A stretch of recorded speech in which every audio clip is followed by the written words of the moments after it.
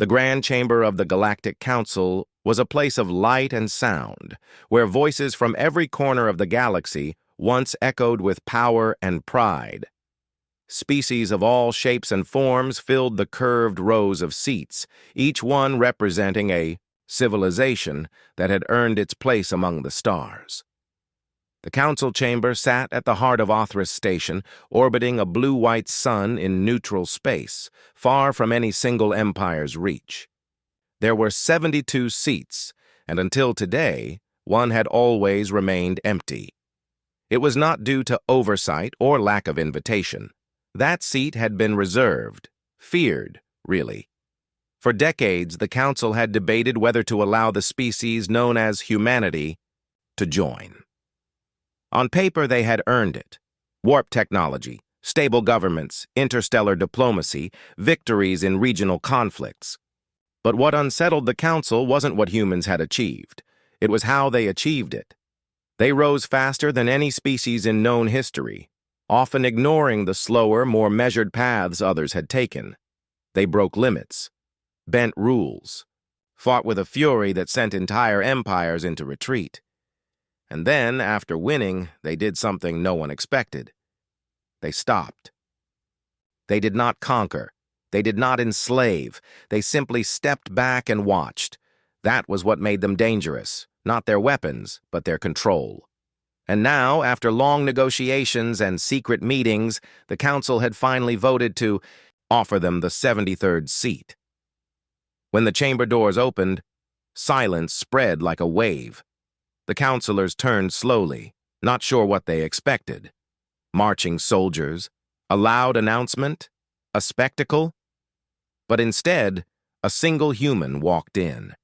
She was tall by some species standards, but average by human ones. Her uniform was dark blue, trimmed in silver. Her posture was calm, confident, but not arrogant. Her face unreadable. Her name was Commander Elaine Rourke, Earth's chosen representative. She did not bow. She did not wave. She simply walked down the long aisle, footsteps echoing with quiet purpose, until she reached the empty seat. And then she sat. That's when the room fell completely silent. Not the usual pause. Before a meeting, not the respectful hush. It was something heavier, sharper, as if the air itself was waiting. Dozens of counselors glanced at each other. The air buzzed with unspoken thoughts. Some felt fear, others curiosity. A few felt challenged. Commander Rourke didn't look around. She rested her hands on the desk before her and looked straight ahead, calm as the stars. She had not said a word. She didn't need to. Her presence was a statement in itself. The chair of the council, a feathered elder of the Vossari species, cleared his throat but found his voice caught. He blinked rapidly, then tried again. "Welcome to the council, representative of Earth." Rourke offered a slight nod.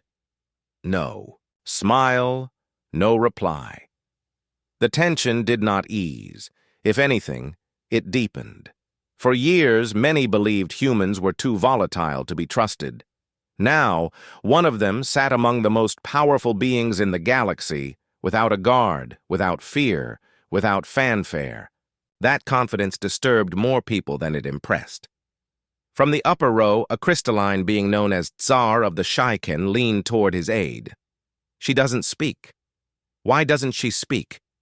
The aide answered in a whisper.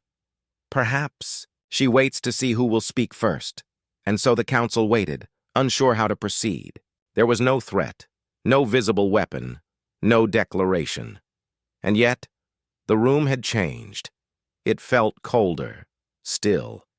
Even the drones that floated above to record the session moved slower, as if sensing the change.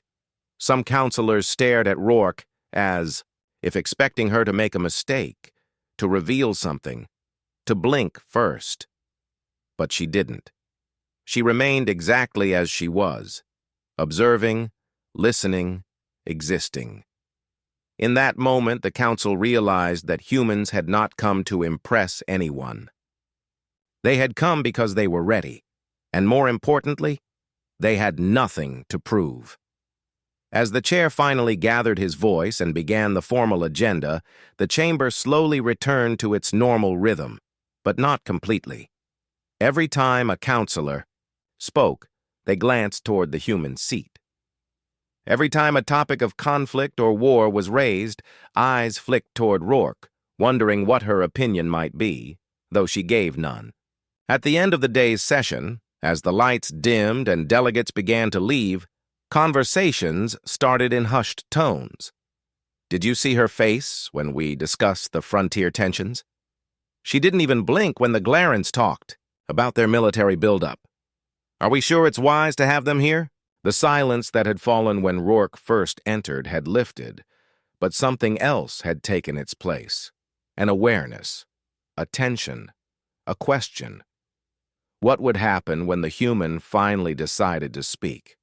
And somewhere in the shadows of the council's future, that question waited for its answer. The days that followed the human's arrival passed slowly, yet no one could stop thinking about her. Commander Elaine Rourke had taken her seat quietly, spoken no words, and listened to every debate with sharp, calm eyes that seemed to pierce through layers of lies and half-truths. The Galactic Council continued its usual business, discussions about trade routes, border disputes, and minor alliance pacts. But everything felt different.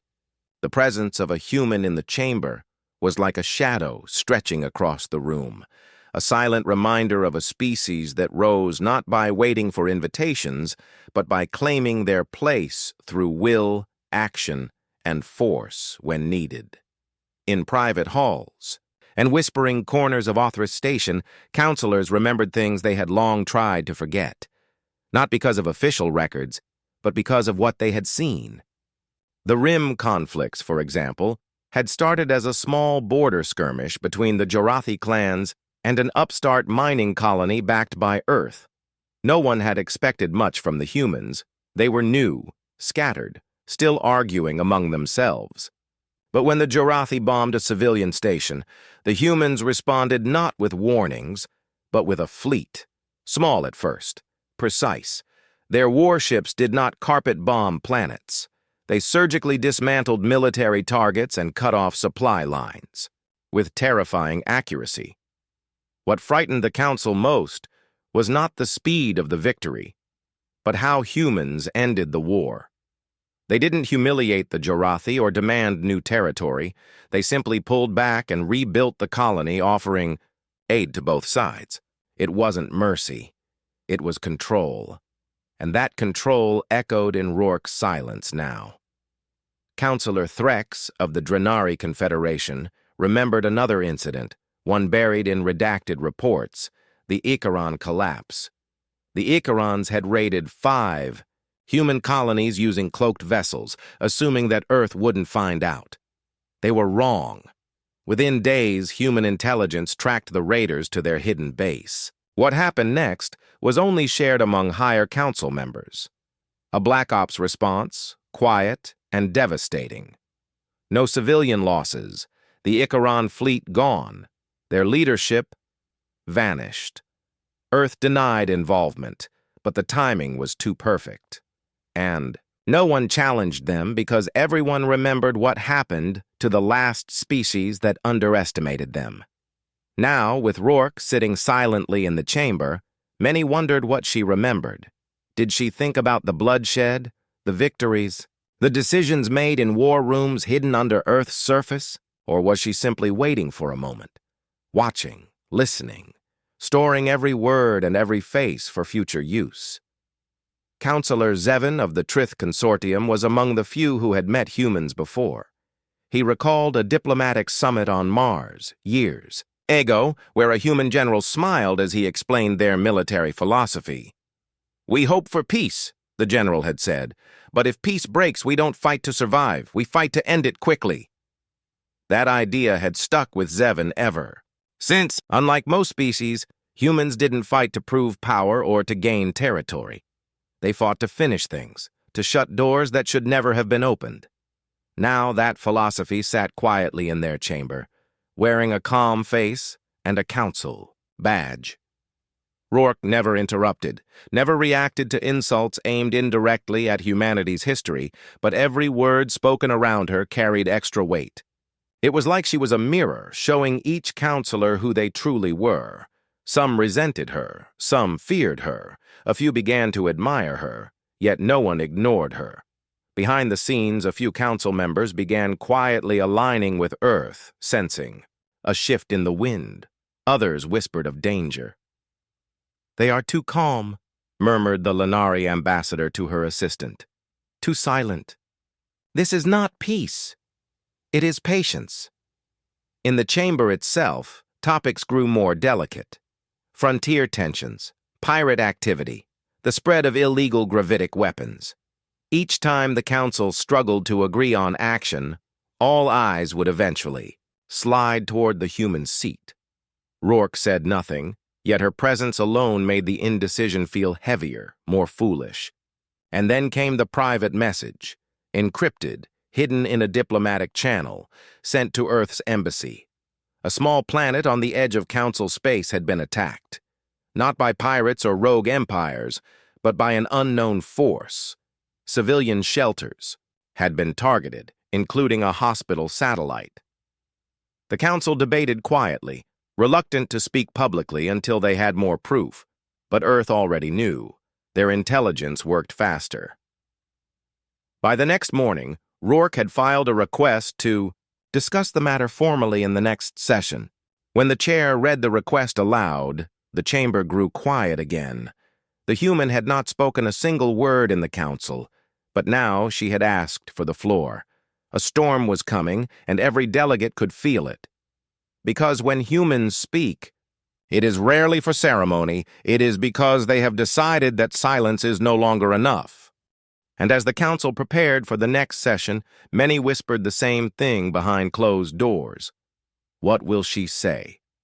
What will Earth do? And most important of all, what will happen if the council refuses to act? The chamber lights dimmed as the council gathered once more, but this time the air was different. It was thicker, filled with tension that didn't need words. Counselors filed into their places with fewer greetings, less chatter. Everyone knew what was coming. The human had requested to speak. For weeks, Commander Elaine Rourke had remained, silent, observing everything with a stillness that unsettled even the oldest members. But now that silence was about to break. At the center of the room, the chair activated the speaking node, and his voice echoed across the chamber.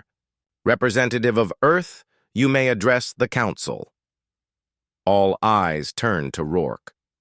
She stood slowly with no rush, and when she did, it felt like gravity had shifted slightly.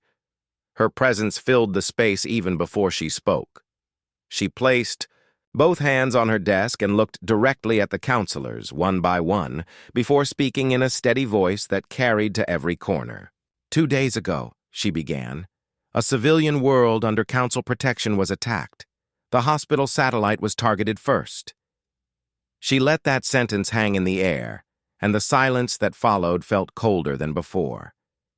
Children, doctors, patients under surgery, gone in moments, not an accident, not a raid, a precision strike with forbidden weapons. Her words were calm, but beneath them was something sharp. We tracked the source, not pirates, not rebels. Something worse, unknown ships, advanced, tech. No demands, no warning. She paused again, and the room was still. Earth does not ignore attacks on civilians. We do not ignore the breaking of sacred laws. So I ask this council, what will you do? The question hung like a blade over the chamber. Some counselors looked away, others fidgeted in their seats. A few exchanged glances, but none answered immediately. Then Counselor Fralin of the Varn Dominion cleared his throat. We must confirm the source. Proper investigations. Rourke's gaze snapped to him, and even though she didn't raise her voice, it felt like thunder. How many investigations do you need when a hospital is vaporized? The room went quiet again. Counselor Threx tried to offer a compromise. We understand Earth's concern, but a united response must be built carefully. Rourke shook her head. Care is for treaties. This is about lives. The quiet stretched. Some members began whispering among themselves, unsure whether to side with Earth or urge caution. That's when Earth's hidden strength began to show. The Terran representative from their intelligence division, seated in the observation deck, activated a small hollow emitter. In front of the council, three-dimensional images of the attack unfolded. No narration, just cold, clear visuals. Ships with unknown signatures firing gravitic pulses. The hospital satellite breaking apart. Emergency beacons lost. No survivors. The silence afterward wasn't from shock. It was from fear. This wasn't just a tragedy. It was a message. Someone out there had tested the Council's limits, and Earth had already begun preparing a response. Rourke stepped forward. We're not asking for war. We're asking for action. We will send a fleet to secure the region. We will protect the colonies, and if necessary, we will pursue those responsible. There it was. A declaration. Not one of war, but of responsibility. Earth would not wait for votes or procedures. Councillor Zevin leaned forward, his voice cautious. If Earth acts without Council approval, others may see it as unilateral aggression. Rourke didn't flinch. If others see justice as aggression, that's their problem. We're not here to impress anyone. We're here because you allowed a place for us, and we won't let that seat be meaningless. The strength in her voice wasn't loud, but it carried the weight of history, of battles fought and lives protected. She didn't threaten. She didn't demand. She promised. The council began to split silently. Some saw Earth as a shield, ready to protect where others hesitated. Others feared what that shield might become if challenged. But one truth settled. In all minds, Earth would move, with or without them. As the session ended, the council recessed without a clear decision. Whispers followed Rourke as she left the chamber. Some praised her courage, others feared her confidence, but all of them watched her walk with the certainty of someone who had already prepared for what was coming. In private comms, Earth's fleet received its orders. Ships began to mobilize. Patrols redirected. Scout vessels launched ahead. Back on Othras Station, counselors met in secret groups, forming quiet alliances, recalculating their strategies. The galaxy had grown used to Earth's silence. But now it had been broken. And when a human breaks silence, it's not for conversation. It's because something has already begun. As stars shifted above the Council's home and ships began moving in distant space, everyone knew one thing for certain. The crisis had arrived, and Earth would not wait. As Earth's fleet moved through deep space, silent and fast, the Galactic Council scrambled to make sense of what was unfolding. Othras Station remained a place of routine debates and diplomatic masks, but beneath the polished surface, tension boiled. Council members held emergency meetings behind closed doors, trying to predict Earth's next move and what it would mean for the fragile peace they had built over decades. But Earth was not acting with panic or pride. It was moving with purpose, guided by facts, and something the other species often forgot. Humans didn't wait for approval when lives were at risk. In the shadows of Earth's embassy, a special team from Terran intelligence met with selected counselors, not with threats, but with offers, information, sensor logs, predictive models, data that no one else had access to. In return, they asked only one thing: cooperation, not control. Commander Rourke, still calm and unreadable, remained seated in the council chamber, her presence a reminder that Earth had already chosen its path. The unknown attackers, now codenamed Phantoms, had struck again, this time a refugee convoy near the Zarthi Nebula. No survivors. The Phantoms left no message, no traceable pattern, only destruction. The council hesitated once more, afraid to commit, afraid to provoke. That's when Earth took the next step. A plan, created in the black halls of Terran Military Command, was activated. Operation Lighthold. It wasn't about war.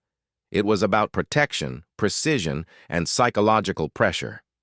Earth's ships didn't invade. They positioned themselves around vulnerable systems, creating safe zones using advanced shields and automated defense drones. Stations were reinforced, refugee convoys escorted, and medical units deployed where needed. Every move was calculated, broadcasted openly, and impossible to misinterpret. Earth had no interest in taking territory. They were building trust with Tau action. And people across the galaxy noticed. On frontier worlds, scared colonists cheered when Terran ships arrived. In trade lanes long ignored by the Council, Earth restored order within hours. Even rival empires began to quietly pass intelligence to human commanders, preferring cooperation over watching the Phantoms spread chaos. Yet the Council itself remained divided, unsure whether Earth's solution was a gift or a threat. Some feared that such efficiency would turn into dominance. Others began to support Earth openly, realizing their own fleets were unprepared, their politics too slow. And then came the proof. A Terran scout ship, operating beyond the border of mapped space, recovered fragments of phantom tech, partially cloaked devices fused with organic code, impossible to trace but now cracked by human algorithms. Within hours, Earth identified the origin, a dead system known only in ancient records, long thought destroyed by stellar collapse. But humans had found something there, a hidden base, still active, still transmitting. They didn't wait. A small task force moved in, silent and unseen. Rourke informed the Council only after the mission was complete. The message was short and clear. The Phantom facility has been neutralized. No Council fleets were harmed. We recovered prisoners, civilians, experiments. We are declassifying the data. Use it. Learn from it. We have already begun Phase 2. The shock in the chamber was immediate. Some counselors protested Earth's unilateral action, claiming violation of interstellar protocol. But their voices were drowned out by others who praised Earth's precision and courage. For the first time in decades, someone had stopped a threat before it grew out of control. Someone had acted, not just talked. That was the human solution, not violence for glory, not force for power, but decisive action when others hesitated. Commander Rourke stood again in the chamber, her voice steady and final. This is why Earth joined the Council, not to debate forever, but to protect those who can't protect themselves. We will always stand for order, peace, and justice, but we won't stand by while others suffer. If you see that as a threat, you're looking from the wrong angle. And then she sat, once again still and silent, letting the Council absorb her words. Outside the chamber, Earth's actions spread hope in the farthest colonies. Children wore badges with Terran flags. Civilians sent thank-you messages to human captains. Even rival soldiers admitted respect. It wasn't fear that Earth was spreading, it was trust, built with action, earned with sacrifice. And yet something deeper was stirring. The Phantoms were not fully gone. The base was just one piece. Earth knew it. The Council knew it. The galaxy had seen only the beginning. But now, they had also seen something else. The kind of species humans truly were when darkness rises. They didn't wait for the perfect plan. They didn't hide behind procedure. They moved forward, even into danger, because they understood. Something simple and powerful.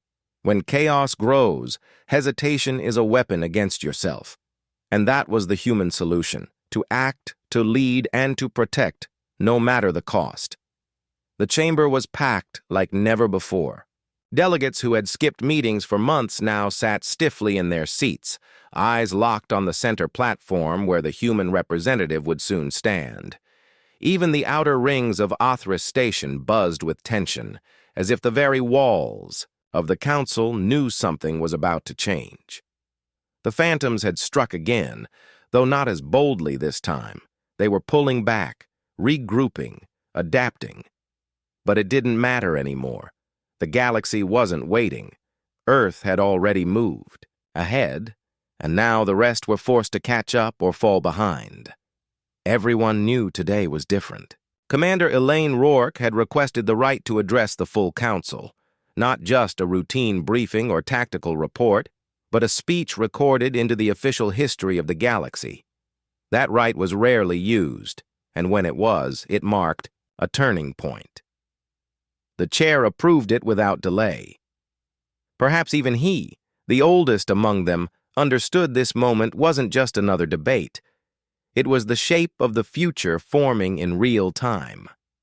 As Rourke rose from her seat, silence fell across the entire chamber.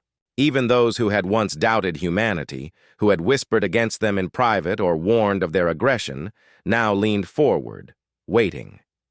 She looked calm, but behind that calmness was something deeper. Certainty. Not pride, not ego, but the kind of quiet strength that comes from facing storms and walking through fire. She walked to the center slowly, without drama, and when she spoke, her voice was not loud, but it carried across every speaker, every translator, into every heart listening. "You didn't want us here," she said simply. "When Earth applied to join the Council, many of you opposed it. You feared what we might become. You thought we would fight or conquer or cause chaos. And maybe some of you still do. But that's not why we came." Her eyes moved across the chamber, locking onto every corner. "We came because we believe in something bigger than ourselves. We came because peace is not something you talk about. It's something you build. It's something you protect." She paused, and the silence pressed in even closer. "You've seen what we do when others are in danger. We don't wait. We don't calculate profit. We don't hide behind bureaucracy. We act. Not because we want to lead, but because someone must. And now, the galaxy is at a turning point. You can stay afraid of us.